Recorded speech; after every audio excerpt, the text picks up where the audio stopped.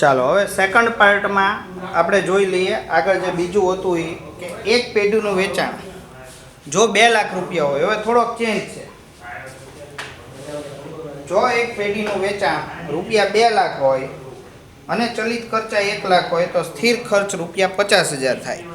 અને જો વેચાણ કિંમતમાં 10%નો ઘટાડો કરવામાં આવે તો સમતૂર બિંદુએ જરૂરી વેચાણ શોધો. જો તમને શું ફાઇન્ડ આઉટ કરવાનું કીધું, ફરીથી એક વખત બીઈપી ફાઇન્ડ આઉટ કરવાનું કીધું છે. ઓકે, પણ રૂપિયામાં પણ થોડોક ચેન્જ છે. વેચાણ એટલે કે એસ કેટલું છે તો કે એસ છે એ 2 લાખ રૂપિયા છે. પછી તમને એમ કીધું કે ચલિત ખર્ચ એટલે કે વી બરાબર કેટલા રૂપિયા છે તો કે 1 લાખ રૂપિયા છે.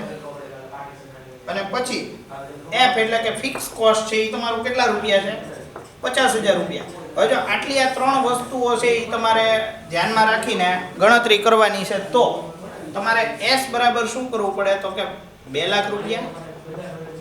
હવે તમને એમ કીધું કે એમાં 10%ની કિંમતમાં શું કરવાનો છે ઘટાડો, એટલે 10% હું કરું છું, હું ઘટાડો કરું છું.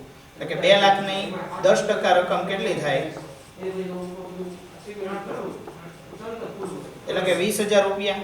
માઇનસ કરો, નવું વેચાણ છે એ કેટલું આવી ગયું 1,80,000 રૂપિયા. એટલે તમારું આ એસ છે એ ચેન્જ થઈ ગયું અને 2 લાખમાંથી કેટલું થઈ ગયું 1,80,000 રૂપિયા. હવે આપણને બધાને ખબર છે કે આપણે જોઈએ શું તો કે બીઈપી શેમાં તો કે રૂપિયામાં. ઓકે, તો તમને બધાને ખબર કે એફ ભાગ્યા એસ માઇનસ વી જોઈએ, પણ એસ માઇનસ વી જે છે એ એકમ દીઠ આપેલું છે. ફરીથી એક વખત જુઓ તો કે એકમ દીઠ આપતા નથી. એકમ દીઠ નથી આપેલું તો એ પરિસ્થિતિમાં અહીંયા એસ માઇનસ વી નો ઉપયોગ ન થઈ શકે. એનો ઉપયોગ થશે પીવીઆર નો. ઓકે, તો અહીંયા આગળ પીવીઆર એટલે કે નફા જથ્થા ગુણોત્તર ફરીથી એક વખત આપણે ગોતવાનું. નફા જથ્થા ગુણોત્તરમાં તમે શું કરી શકો તો કે સી ડિવાઇડેડ બાય એસ ગુણ્યા 100 એટલે કે કોન્ટ્રીબ્યુશન એટલે કે ફાળો ભાગ્યા વેચાણ અને એને ગુણ્યા 100. હવે જો આ રીતે આપણને ગણતરી કરવાની હોય તો સૌથી પહેલા મારે સી એટલે શું તો કે C is equal to S minus V. ફરીથી પાછું ઓકે, તો નવી વેચાણ કિંમત મેં ગોતી એટલે મારે ગોતવું પડે એસ છે એ કેટલું છે 1,80,000 એટલે કે 1,80,000 રૂપિયા. અને વી છે એ તમારું એઝ ઇટ ઇઝ રહે 1 લાખ રૂપિયા.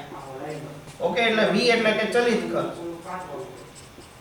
ઓકે, તો 1,80,000 માંથી 1 લાખ માઇનસ કરો એટલે કેટલા રૂપિયા થઈ જાય આપણો ફાળો 80,000 રૂપિયા. ઓકે, મળી ગયું.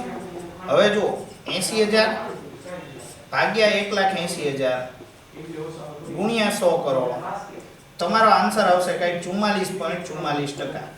ઓકે, આ રીતનો કાંઈક આપણો નફા જથ્થા ગુણોત્તર છે એ આવે છે. છતાં એક વખત આપણે કેલ્ક્યુલેટરમાં ચેક કરી લઈએ.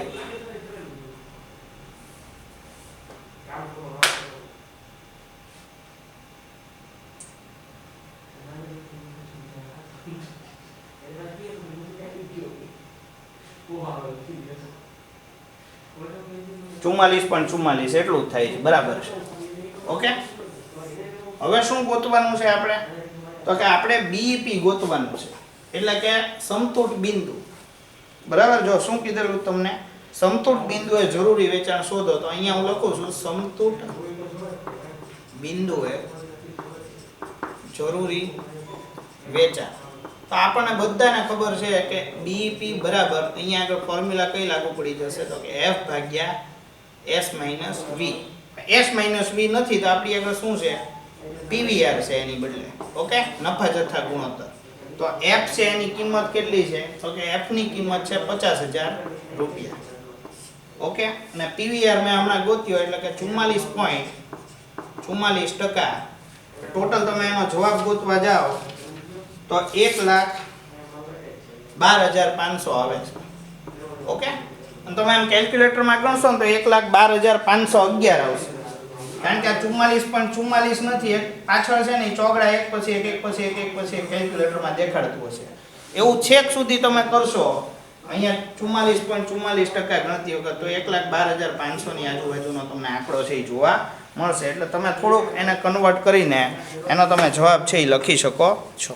ઓકે, એટલે આ રીતે આપણે ભાગ 2 છે એ પણ શું કરી નાખ્યો પૂરો કરી નાખ્યો. ઓકે, એટલે આપણે અત્યારે જોવા જઈએ તો આ દાખલો છે અહીંયા શું થઈ જાય છે, પૂરો થઈ જાય છે. ઓકે, એક વખત જોઈ લો. ઓકે, તો અહીંયા આપણે આટલું રાખીએ છીએ આજે. ઓકે.